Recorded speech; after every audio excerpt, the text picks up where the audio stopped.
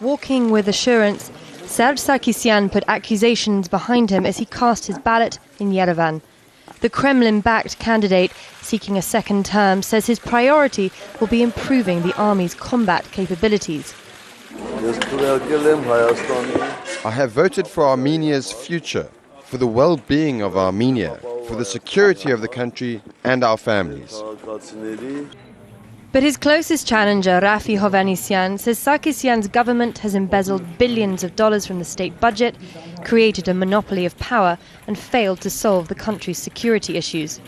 It can be said that today Armenia and the Armenian people are marking an important day in achieving a better future and justice. An important day, but many Armenians failed to even turn up at the polling stations. The one-sided race left voters disenchanted.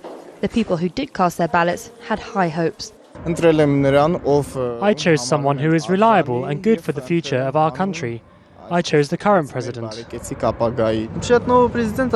We expect everything from the new president. We want a better life. But President Sarksyan's plan to reinforce the country's military will do little for the 30% of Armenians who live below the poverty line. Those that can afford to have left, and there are now more Armenians living outside the country than in it.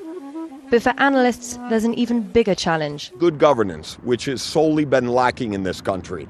And the real challenge for the Armenian government today and tomorrow is actually translating its potential into its reality. And expectations are increasing, as are demands for change and reform. There is a hope that another 5 years with Sarksyan as president will give him an opportunity to build his legacy, so he can make some bold foreign policy moves and deal with neglected issues like the mass migration of Armenians.